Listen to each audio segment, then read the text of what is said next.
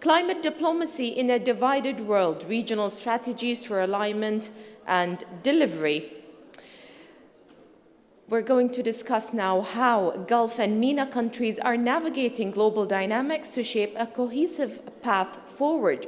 So building on the momentum of COP28, the Middle East is no longer just participating in global climate diplomacy, it is emerging as a key leader shaping the agenda. Now this panel will explore how Gulf and MENA countries are strengthening alignment across states and institutions, translating ambition into delivery and demonstrating climate leadership at a critical juncture. Now, this discussion will also examine how this leadership is reshaping development, finance, and investment. Gulf countries are increasingly coordinating their external engagement, from deepening partnerships with Africa through resource investment and clean energy collaboration to navigating their relationships with Europe around issues such as cross-border carbon measures and trade.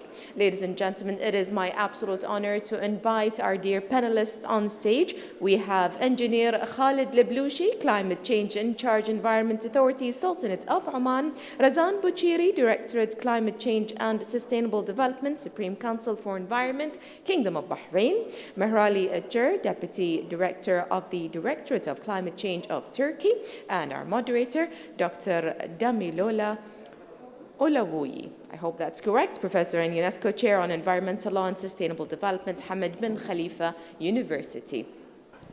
Thank you very much for joining us for this session. I am Damilola Olawuyi, UNESCO Chair on Environmental Law and Sustainable Development. And it's my pleasure to moderate this important panel on climate diplomacy in a divided world, regional strategies and alignments. Of course, our aim at the UNESCO Chair on Environmental and Sustainable Development is to facilitate training, research, and public dialogue aimed at promoting MENA solutions to MENA sustainability challenges. And this is exactly what we will be doing in this session. We have been very lucky to gather eminent stakeholders who will be able to discuss MENA solutions to some of the key issues we've been discussing today. And they are leading experts and thought leaders who have been at the heart of climate diplomacy in the region.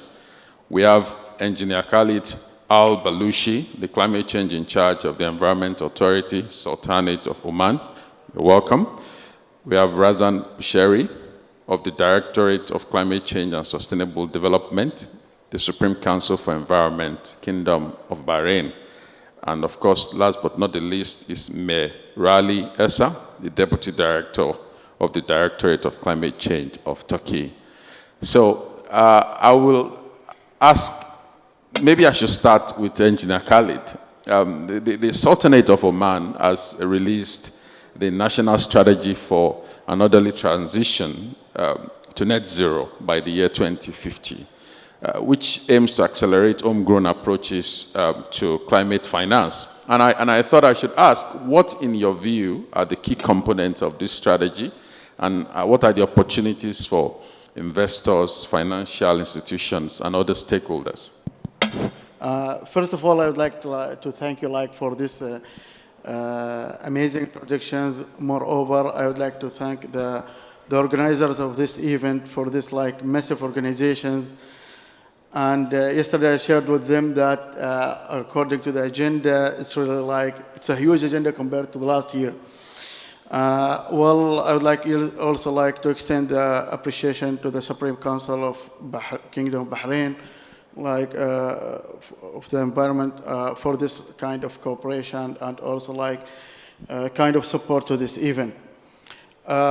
When we come to talk about the net zero strategy for Oman and how been crafted, well, since it's been crafted in 2022 after the approval of His Majesty Sultan Haytham, that put Oman toward a really competitive economy, focusing on retransitioning Oman to a low carbon market. But then that should be associated with the competitiveness should be associated with putting Oman in alignment with the Oman Vision 2040. The Oman Vision 2040 is not a vision, it is a direction to put Oman in a very competitive market and associating with bringing Oman in the world-class top countries worldwide with different sectors. The strategy is focusing on reducing the emissions, more or less to bring it to neutrality, focusing on the oil and gas sectors, power sector, transportation, housing, and urbanizations, and also on waste sectors. So by focusing on all those sectors, working with the relevant stakeholders in the government, the most important thing is how to recrafting that with a low cost, not bringing the cost on the annual budget of the government, but then how to do this kind of transitions with a very minimal cost.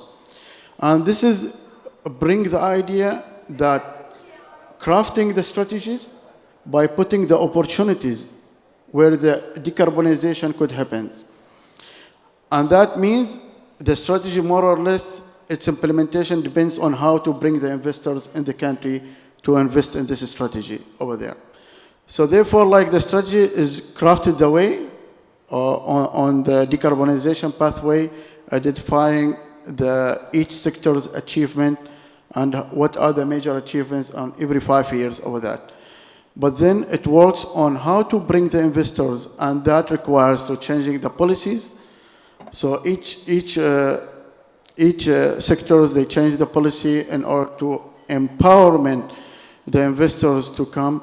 Last year we announced about the arranging of the carbon credit framework in Oman, implementing of Article 6 in Oman, identifying what are the projects, where are their credits could fly away from the country, but at the same time we are maintaining our indices over there.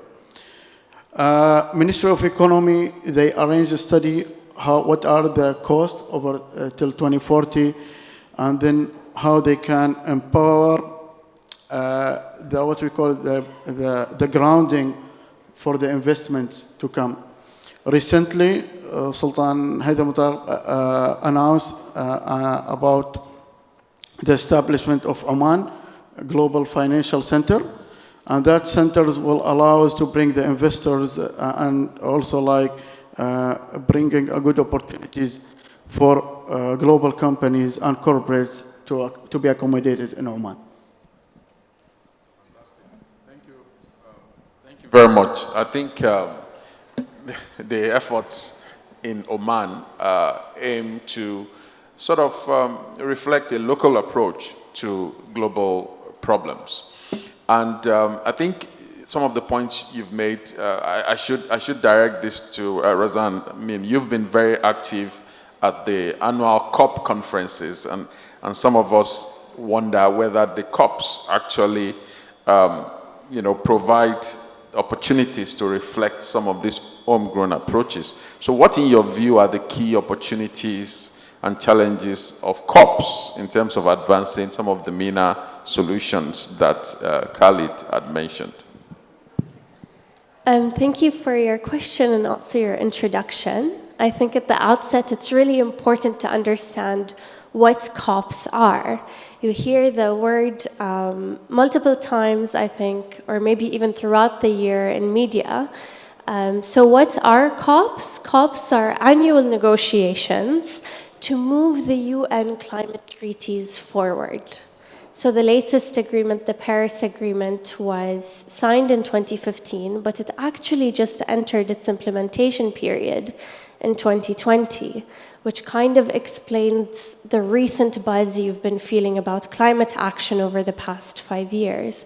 And quite importantly, the agreement also has near universal membership.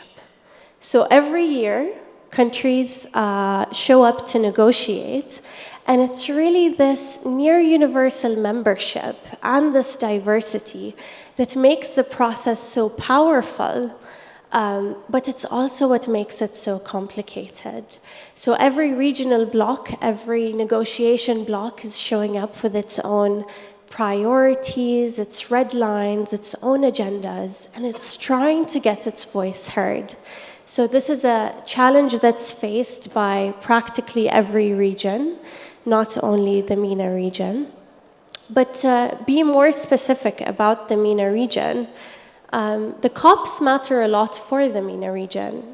And the reason for that is because climate action comes with a lot of intersections in this region, many of which have social and economic implications. So for the MENA countries, climate action sits at the intersection between climate vulnerability. These are countries that are in the middle of their development journey, and they also hold the status of being a global energy powerhouse. So these are countries that have a right to develop, and that requires space in the carbon budget. These are countries that are trying to move forward with decarbonization efforts, and they're also trying to adapt to different climate change impacts, whether that's water scarcity or drought. The MENA region is actually warming faster than other regions. Of course, the MENA region is not a monolith, and in the case of Gulf countries specifically, this is really interesting because, as you know, Gulf countries are hydrocarbon producers. That is not a bad thing. But it does mean that they are in a position to lead pragmatic approaches to energy transitions. So that's an approach that recognizes the importance of energy security and energy access, but it's also one that recognizes the importance of low-carbon solutions that align with regional realities, whether that's hydrogen or CCUS or DAC or renewables. And what's quite interesting about our approach is we're also quite honest about the social and fiscal challenges that come with decarbonization. More generally, COPs are also a platform for cooperation and collaboration. Within the region and with international partners, it allows us the space to share best practice, to reflect on common challenges, and how we might be able to overcome them to reach a shared goal. And we've heard a bit about this at the opening as well, where we can also think together about where can we leverage the solutions that provide an overlap between both climate action and development. And I think it's really this approach that encourages innovation, but also recognizes urgency and recognizes countries' different starting points that really aligns with the priorities of the MENA region. Thank you. Thank you. Thank you very much. I think, you know, the point you made about aligning global discussions with the priorities and aspirations of the MENA region, you know, are very, very vital to climate diplomacy that is efficient and effective. And I think I will ask Mirali to sort of build on that, because Turkey recently adopted a very comprehensive climate law, law number 7552, just in July of last year, which includes a framework for emission trading, which in my view is an attempt to sort of localize international discussions on this. So what are the key opportunities for investors, financial institutions, and other stakeholders under this new law by Turkey? Thank you, Mr. Facilitator. First of all, I would like to thank Supreme Council for Environment's Kingdom of Bahrain for this organization on this forum. I would like to brief mention about our policies very briefly. Turkey has participated actively in global efforts on climate change. Following our ratification of Paris Agreement, Turkey has announced its 2053 net zero emission target In this target clearly demonstrate Turkey's long-term commitment tackling combating climate change and its vision for sustainable development. In this line, with this goal, we have prepared our long-term strategy in declared in COP29 in Baku by our Minister of Environment. Turkey has, and after this, Turkey has submitted its national determined contribution to the Secretariat. In our President declared is UN General Assembly last September in New York. These documents provide a comprehensive, transparent, and practicable framework for Turkey's climate change policies. Distinguished colleagues, while fulfilling its international commitments, Turkey is implementing policies that support green transition at national level. In this regard, the adoption of climate law last year has been significantly strengthening the legal basis of Turkey's climate policy. With this law, we have drafted sub-regulation on this law.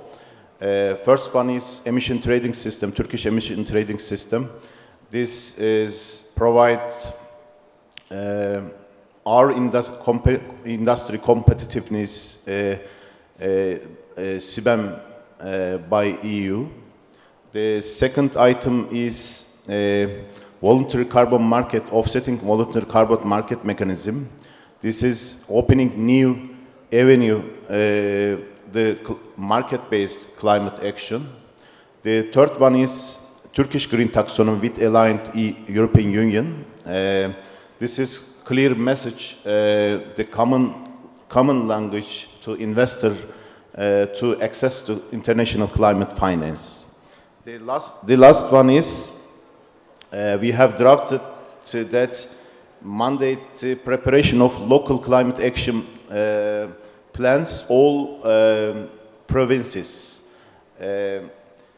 These climate law and financial leverage of ETS, the project pipeline from local climate action plan and voluntary market project, and clarity of taxonomy, we are building a comprehensive ecosystem for accessing international climate finance is key priority to support the investment required for this transformation.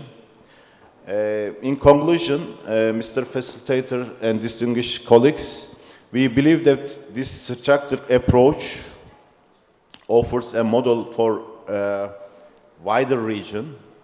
We are open to sharing regulatory experience and collaboration with MENA partners to align our financial framework, creating a stronger integrated regional market for climate investment. Thank you. Thank you very much, Mirali. I think Turkey's efforts are really commendable, providing a strong example of how our countries and societies can integrate these global aspirations in a manner that is practicable. And I will be coming back to you because I know Turkey will be playing a key role in global climate diplomacy in the next few months. But before that, you also mentioned finance, which is really, really at the heart of climate diplomacy. We all realize we need to address the problem of climate change.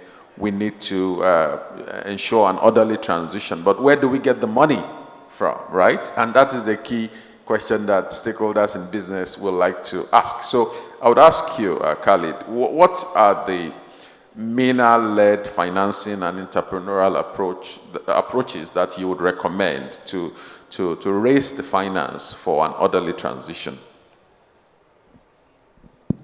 This is a very difficult question. Because when we're talking about how to bring the finance, that's always like the obstacle de-accelerate the climate actions sometimes like in order to happen.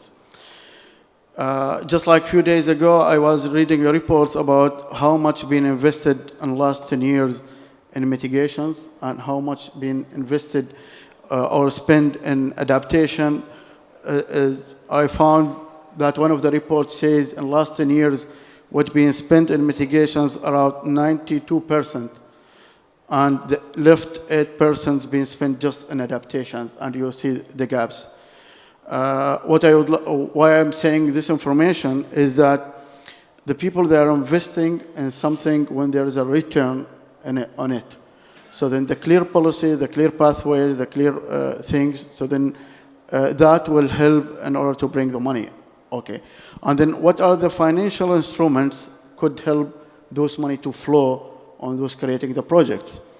There are different financial instruments such as grants, concessional loans, catalytic finance, and so on.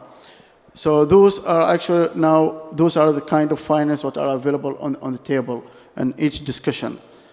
The eligibility, so then if we talk about to access those finance, the loans and concessional loans are available on different banks and financial banking systems and so on. But in order to access the grants, which is one of the tools, it needs some of the high potential of those projects, where the clear outputs of those projects, the clear additionality, and then what are the benefits or outcomes out of those projects. But then in MENA regions right now, like if we can see how the finance could flow on those projects, most of them, they are either depending on the governmental budgets, spending on that, or it depends on the loans that are coming from the banking systems. And there is a real money that are coming from the grants, from the either like from the funds that are generated by the highly developed countries, or even the funds that are already like international recognized, such as GCF or Adaptation Fund and others. But what's needed next, I think, in next years, that need is to generate a new instrument facility in terms of financial. And that requires somehow is a good bilateral agreement between the countries on spending, and also like focusing on the high priorities, either in adaptation or mitigations. As like Razan said, the COP more focusing or discussing the vulnerability, the high impacts on the countries. MENA region is, according to the different reports, and one of them, the IPCC reports, says in coming years they might encounter with extreme weather events, and that requires is a high investment in adaptation, particularly in the infrastructure, and that requires money to flow to this. Thank you very much, Khalid. And I think I would ask Razan the same question. In your view, what other ways can MENA countries attract international financing, technologies, and investment, as Khalid has mentioned? Thank you for your question. And I think there might be some overlaps in our answers. But when we talk about attracting international finances, technology, and investments, it's important to recognize, particularly for green growth, it's important to realize that practically every sector can be made more green. So from energy to water to transportation, agriculture, each of these sectors has different requirements, and each of them present distinct investment opportunities. So in energy, for example, this could be diversifying the energy mix. In water, it could be more efficient desalination techniques. In agriculture, it could be smart irrigation. But each sector has distinct technical, financial, and sometimes even regulatory requirements, and that in turn shapes how investments can be mobilized. And again, speaking about Gulf countries, greening industries, greening infrastructure is a part of green growth, but so is economic diversification. And this is because economic diversification builds new pathways to more sustainable development. And when we understand this matter in this light, it then becomes clear that the region has always been a champion for green growth. So Bahrain, for example, and Bahrain's Vision 2030 actually predates the UN Sustainable Development Goals by at least 5 years. And it really is economic diversification that I would say is the cornerstone of a lot of our policy objectives in the region. But maybe speaking about financing in general, we also have to be realistic about the differences in opportunities and challenges across projects. My background is in climate action, so I might be speaking about climate projects specifically, and similar to what engineer Khalid has said, there is a clear difference between how mitigation projects and adaptation projects are able to mobilize this finance. So mitigation projects, so these are projects that reduce greenhouse gas emissions, whether that be through renewables, for example, or energy efficiency measures. They typically are able to generate revenue, and for that, there is a return of investment that attracts this finance. They are perceived as bankable, and the money there flows. And you can compare this to adaptation projects, which are very important, but they aim to enhance climate resilience, and it allows sectors or infrastructure or communities to adapt to climate change impacts. And it's these projects that typically struggle with the finance, and it's because they typically aren't able to generate revenue, but they do protect against potential future losses. So they do protect communities, infrastructure, and sectors. So they're definitely not less important, but perhaps they are perceived as less bankable in a traditional sense. Now, there are different instruments to mobilize funding for green growth, whether that's sustainability bonds, green bonds. We see carbon crediting platforms very much present at the forum as well. But perhaps one of the things that I do want to talk about is this importance about policy signals and also project visibility, because when you have those things, these are factors that support financiers and investors in assessing potential opportunities.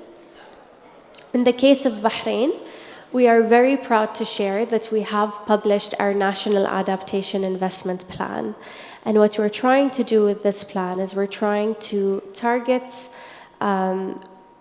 funding in key sectors that are vulnerable to climate impact. So that's water, the built environment, biodiversity, and food production. And we've developed this plan with line ministries, and we tried to take this challenge of adaptation funding head on. And we did that by identifying potential financing. Sorry. Yeah, that's great.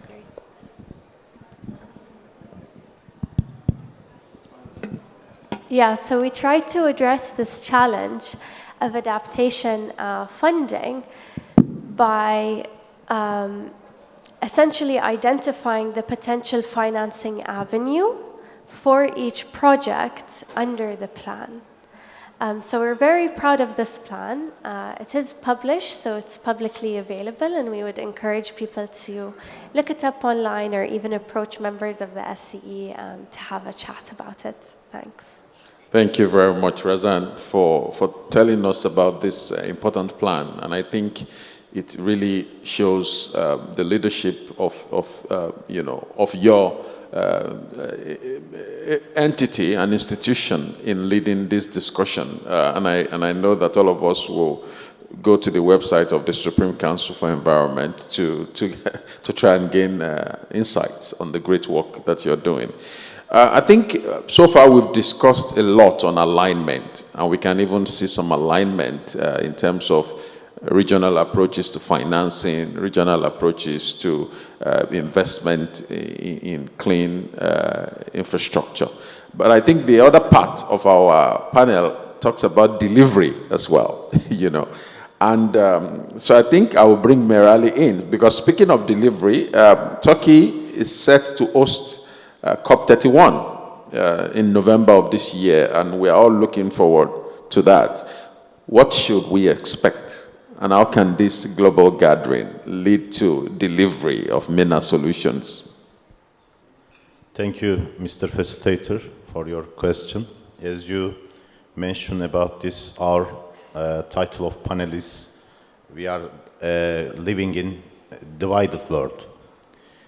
We see growing polarization between global north and global south, especially regarding climate finance and historical responsibilities. In this challenge environment, Turkey COP31 presidency will not just be about hosting a meeting. It will be about acting as unifying power. Turkey sits at the exact intersection of these divisions. We are between developed and developing worlds in many ways. This allows us to understand all expectations. We can bridge trust gap that often stall negotiations. COP31 is also critical for the continuity of the our region's leadership. COP31 President Turkey will work to ensure that its vision emerged from its culture and values translate into inclusive, a credible process, one that responds to realities of vulnerable regions, strengthen cooperation across regions, and develops development and reconnect climate ambition with lived experience our societies. Mr. Facilitator and distinguished delegates, as we know from Egypt COP 27 and United Arab Emirates COP 28 and Azerbaijan's COP 29, this center of gravity for climate diplomacy has shifted our region. As Turkey, we are committed to carrying this momentum forward to COP 31. To conclude, our message to MENA region of this COP31 is our COP. It is region's opportunity to show the world that we are climate solution providers, actually. Turkey is ready to lead this charge, not just a host, but as both a global and regional facilitator. We invite all parties to work with us run up to 2026. Thank you. Thank you. Thank you very much. Thank you. And we look forward. COP31 is our COP. And we look forward to maximizing all the opportunities it provides in beautiful Turkey. We have time for 2 questions, so please feel free to introduce yourself and keep the questions very short. Thank you. Hello, my name is Aisha. I'm the Vice President of the Arab Youth Council for Climate Change. We are in the process of creating the Climate Diplomacy Hub for Youth, an initiative that aims to enhance the interaction between the Arab youth and the climate diplomacy through youth engagement, capacity buildings, knowledge transfer with the field of climate advocacy and climate diplomacy.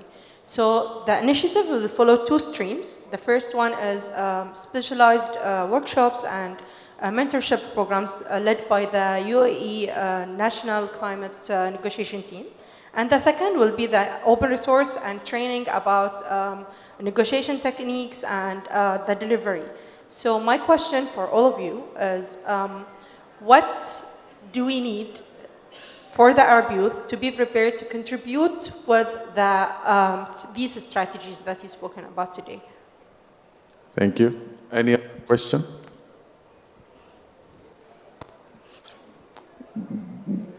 Great. I think that, okay, there's one more over there. Yes.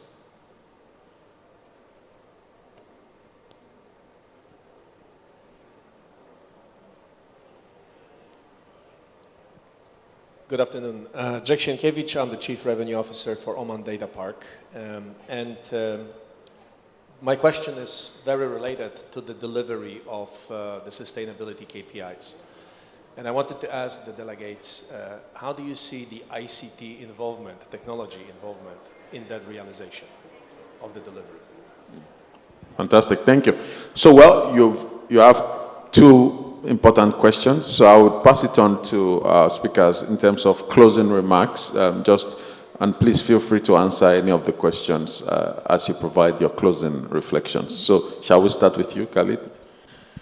Yes, regarding for the youth participations and how to maximize that one, I'll just brief it in a very small word, which is engagement.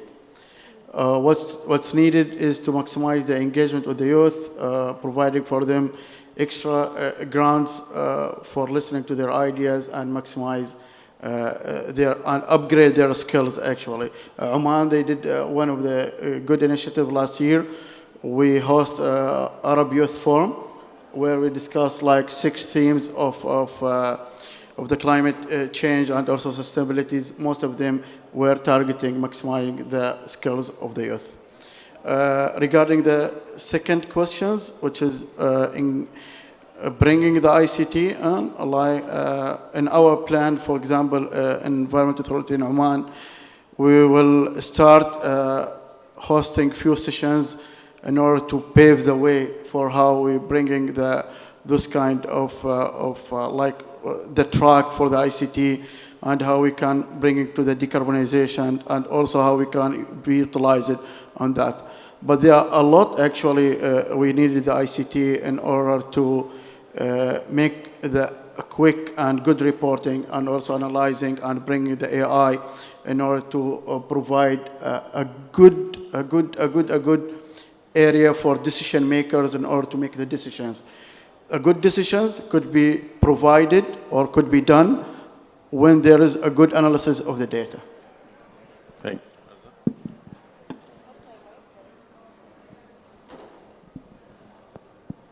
you. I'll try. To answer the first question, it's actually precisely what you're doing. Locally led initiatives, and I say this because context, it matters a lot. A lot of the advocacy that we see around climate change and climate action is led by the global north, and this overlooks our local context. And it's important because our background should inform our perspective, should inform, the idea that we do not have the same starting point as people that have, ginormous historical emissions, and we do have the right to develop. And it's precisely what you are doing, and we thank you for your work, which is trying to develop this climate thought leadership locally that aligns with our context. And in regard to youth in particular, in Bahrain, we were proud to host a climate youth workshop about 2 years ago. And it's making sure that the right information is published that allows people to have a more informed and a more nuanced perspective on climate. Being brief, perhaps on ICT and technology, I would say, like Engineer Khalid has mentioned, it really is sometimes technology that allows data-driven decision-making and analysis. In Bahrain, we have now compiled a national GHG inventory that encompasses all greenhouse gas emissions in Bahrain, and what we've tried to do within the directorate is to digitize that information to provide a dashboard that allows decision makers to interact with that data and see exactly where emissions are coming from. And the data can be aggregated at a sector level, on a GHG emission, like a gas type level. And technology does play a really important role in that data-driven decision making. Thanks. Thank you. Mirali? Thank you for your questions. First of all, I would like to say all colleagues, our COP presidency, we are very open, work with all parties and non-parties, stakeholders, and local level, national level, and international level. And we are preparing our agenda item. It's related to second question, this IT and technology, and digitalization and decarbonization items will be included. I would like to say this. Thank you very much.